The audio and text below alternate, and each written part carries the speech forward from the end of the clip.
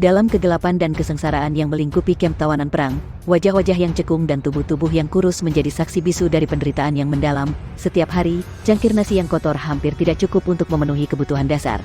Namun, dalam situasi kejam ini, para tawanan tidak pernah terbebas dari pandangan tajam para penjaga yang selalu mengintai, siap untuk menghukum setiap pelanggaran, sekecil apapun dengan kejam.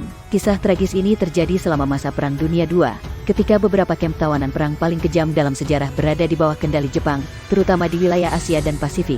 Disinilah tahanan perang dari berbagai negara sekutu harus bertahan dengan cara yang mungkin sulit dibayangkan. Mereka dihadapkan pada kerja keras yang tak kenal lelah, kelaparan, malnutrisi, pemukulan fisik yang keji, dan bahkan ancaman eksekusi yang mengerikan. Selama konflik besar ini, Jepang menjadi tuan rumah bagi sejumlah kamp tawanan perang yang tersebar di seluruh wilayah Asia dan Pasifik. Perlakuan terhadap para tawanan ini didasarkan pada kode militer Jepang, Bushido, yang menempatkan loyalitas, kehormatan, dan pengorbanan diri di atas segalanya, bahkan di atas kesejahteraan individu. Dalam keadaan yang sangat kurang dan tidak manusiawi, para tawanan harus mencoba bertahan, sementara risiko malnutrisi dan penyakit selalu mengintai mereka. Salah satu contoh kamp yang terkenal adalah penjara Chonyi di Singapura, tempat ribuan tawanan sekutu harus menderita kelaparan yang parah dan fasilitas mandi yang sangat terbatas. Setelah berakhirnya perang, sejumlah pejabat Jepang diadili atas kejahatan perang, termasuk penyiksaan terhadap tawanan perang. Hukuman yang diberlakukan di kamp-kamp ini sangat kejam dan tidak manusiawi. Para tawanan di kamp-kamp ini diharuskan bekerja 8 jam sehari, 6 hari seminggu, tetapi seringkali mereka dipaksa bekerja lebih keras lagi.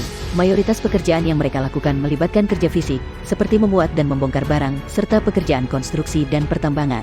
Meskipun beberapa tawanan memiliki keterampilan teknis, mereka hanya dibayar dengan 1 yen per hari, dan sebagian besar dari mereka tidak pernah menerima pembayaran tersebut. Jadi, upah yang ada hanyalah angka di atas kertas tanpa nilai praktis.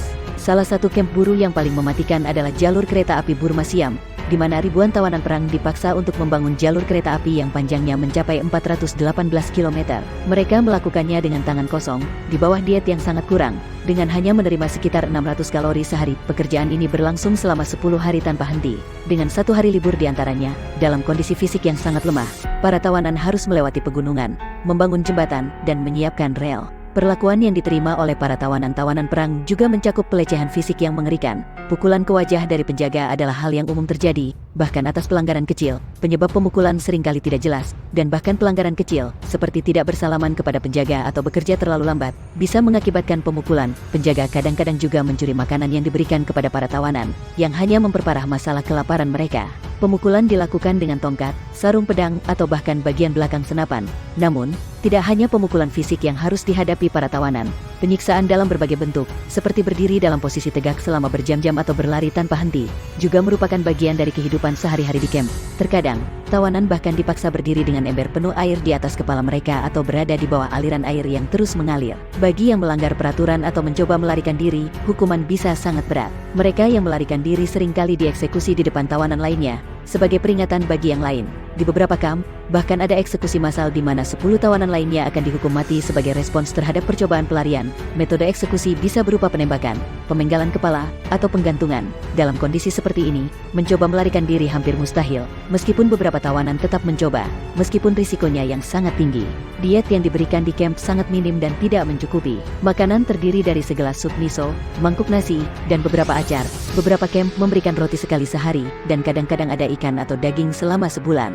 Namun, situasi ini semakin memburuk selama perang, dan makanan tersebut menjadi semakin langka. Penyimpanan air dan makanan dari tawanan sebagai hukuman adalah praktik umum, yang hanya memperbesar penderitaan mereka. Akibatnya, banyak tawanan mengalami kelaparan dan malnutrisi, dan perkiraan menunjukkan bahwa sekitar 27% dari tawanan sekutu meninggal dalam tahanan. Kamp-kamp tawanan perang di Jepang adalah penjara yang dirancang untuk memastikan bahwa tidak ada yang bisa melarikan diri.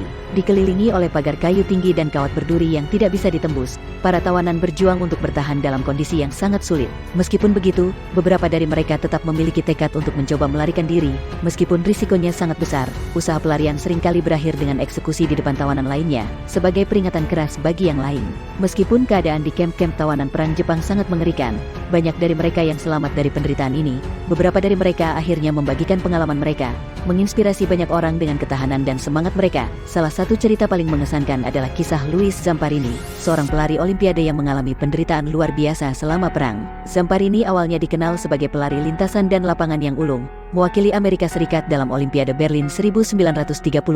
Namun, nasibnya berubah drastis saat ia terdampar di Samudra Pasifik selama 47 hari setelah kecelakaan pesawat. Bersama dua rekan pilotnya, Zamparini bertahan hidup di atas rakit dengan cara-cara yang tak terbayangkan, berjuang melawan kelaparan, serangan hiu, dan bahkan pesawat pengebom Jepang. Setelah ditangkap oleh Angkatan Laut Jepang, Zamparini dipindahkan ke berbagai kamp tawanan perang, termasuk kamp terkenal di Tokyo. Di sana, ia mengalami penyiksaan fisik dan psikologis yang mengerikan. Namun, ia tetap bertahan dengan tekad yang luar biasa. Setelah perang, Zamparini menuliskan memoarnya yang terkenal, Unbroken, dan menjadi sumber inspirasi bagi banyak orang. Kisah hidupnya adalah bukti nyata bahwa bahkan dalam kondisi yang paling keras sekalipun, manusia memiliki kemampuan untuk mengatasi rintangan yang tampaknya tidak mungkin. Sejarah yang mengesankan ini adalah pengingat akan kekuatan semangat manusia di tengah kesulitan yang tak terbayangkan. Dan seperti itulah cerita yang telah kita saksikan, suatu kisah perjuangan dan ketahanan yang luar biasa di tengah kegelapan zaman.